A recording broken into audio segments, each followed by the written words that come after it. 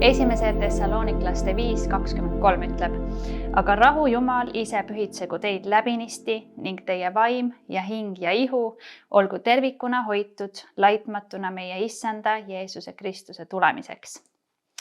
Tere, armas kogudus! Me oleme sellel kuul teema 6, kus me oleme kuulnud sõnumit ihust, hingest ja täna kuuleme edasi ka vaimust. Ja kui siin on öeldud, et see on üks tervik, siis ometi on igaüks neist nii oluline element ja meie tervikus ning sellel kuul me vaatame neid igat ühte ja oleme vaadanud neid juba veidi sügavamalt. Ning lõpuks ma usun, et me võime paluda üheskoos, et Jumal ise pühitseks meid üheks tervikuks. Et me võiksime olla laitmatult hoitud Jeesuses Kristuses. Me oleme kuulnud ihu ja hinge olulisusest Aili ja Marti käest ning täna olen mina avamas siis seda, kuidas vaim kannaks läbi meid tervikuna nii ihu kui ka hinge rõõmudes ja muredes. Selle kuu peamine fookus on sellel, et me omaksime terviklikku suhet Jeesusega kui meie päästjaga ning me oleksime valmis, kui Jeesus tuleb tagasi. Ja siin tuleb meil lõppkokkuvõttes anda aru igal ühel oma südamest, oma hingest ja oma ihust ning sellest, kuidas meie oleme lasknud Jumalal enda elus tegutseda. Märksõnad selles tänases jutluses on ühtsus, alistumine vaimus, aga ka selline enesekindlus ja julgus panna üheskoos vastu kurjale. Nüüd, kui me räägime vaimust, siis see on see osa, mille kaudu meie suhtleme Jumalaga. Üks parimaid näiteid vaimus käimisest on piiblis apostlite teod. Me näeme ja loeme, kuidas jüngrid pärast Jeesuse ristilöömist olid hirmul, nad olid lukustatud uste taga ja ometi andis Jeesus missiooni käsu minna ja kuulutada seda rõõmusõnumit kogu loodule. Ja nad ei saanud minna enne, kui nad olid saanud Jumala käest püha vaimu, kes varustas neid kõige selle vajalikuga, et minna ja seda missionit ja evangeeliumi edasi anda. Nüüd vastus küsimusele, et milleks meile püha vaim, ongi see, et püha vaim avaldab meis ja annab meile selle julguse, mis ei tule meist endist. Ning ka need teod, mida me Jumala vaimu juhtimisel teeme, me ei saa võtta endale seda au või kuidagi ennast selle läbi kõrgemaks tõsta või tähtsamaks pidada. Nüüd korraks me peatume vaimuviljadel. Ehk siis, mis on need asjad, mis meist välja tulevad ja mida me peaksime välja elama oma sõnades ja tegudes, kui me käime vaimus. Galaatlaste 5:13 ütleb, teie vennad olete kutsutud vabaduseks. Ärge ainult tehke vabadusest õigustust lihalikule loomusele, vaid teenige üksteist armastuses. Ja siis enne seda ütleb veel 4. salm. Teie, kes te tahate saada õigeks seaduse kaudu, olete Kristusest eemale viidud, olete armust kõrvale jäetud. Me ootame usust õiguse lootust vaimu kaudu, sest Kristuses Jeesuses ei maksa ümberlõikamine ega ümberlõikamatus, vaid usk, mis on tegev armastuse läbi. Te jooksite hästi. Kes on teid takistanud tõele kuulekad olemast? Ja 22. salmist me loeme vaimuviljadest, aga vaimuvili on armastus, rõõm, rahu, pikk meel, lahkus, headus, ustavus, tasadus, enesevalitsus. Millegi niisuguse vastu ei ole seadus. Jeesuse Kristuse omad on lihaliku loomuse risti löönud koos kirgede ja himudega. Kui me elame vaimus, siis käigem ka vaimus. Ärgem olgem auahned, üksteise ärritajad, üksteise kadestajad. Nüüd siin tuleb väga hästi esile selgelt meie lihalik loomus ja meie vaimne loomus kui vastandid, kus lihaliku loomuse me oleme justkui risti löönud Eestpoolt me võime ka lugeda, mis on need lihaliku loomuse teod. Üllataval kombel sinna alla käivad täitsa tavalised asjad, nagu lahknemised, isemeelsus, lõhed, vaen, riid ja nii edasi. Ma olen enda jaoks mõistnud, et minu kui kristlase elus selle lihaliku loomuse nii-öelda risti löömine, see siis tähendab surma saatmine või hävitamine, ei ole ühekordne otsus.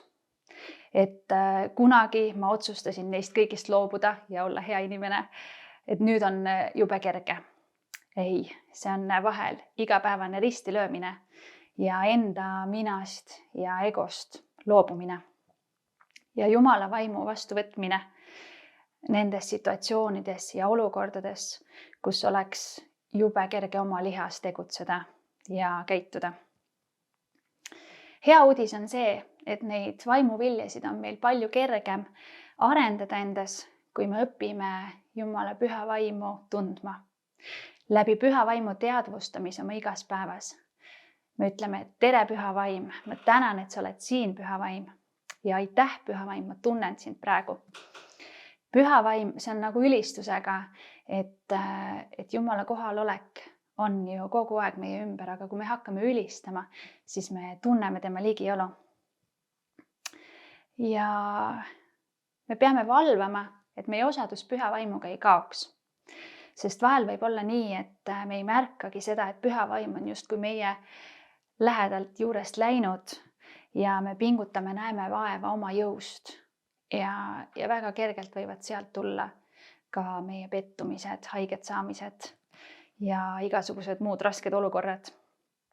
Et ülioluline on teada seda tõotust, et kui me käime Jumala vaimus, siis me ei täida oma lihalikke himusid.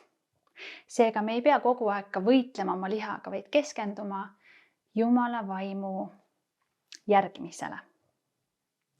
Lisaks on piiblis räägitud ka püha vaimu andidest. 1. Korintlase 12 salmis 4 me loeme, et armuandides on küll erinevusi, aga vaim on seesama ja teenimisviisides on erinevusi, aga issand on seesama. Ja väeavaldustes on erinevusi, aga Jumal on seesama, kes teeb kõike kõikides. Aga igale ühele antakse vaimuavaldus ühiseks kasuks.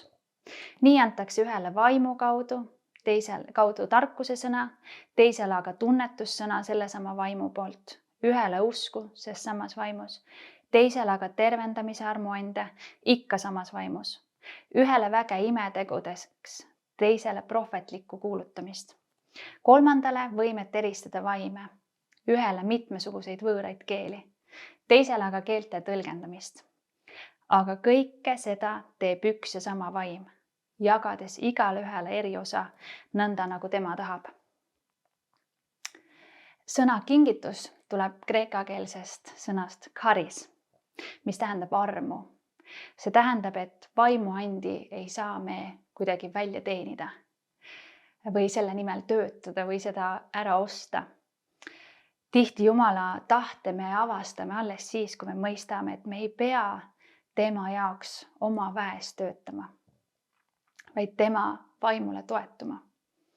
Johannese 15:5 ütleb, mina olen viinapuu, teie olete oksad, kes jääb minusse ja mina temasse, see kannab palju vilja.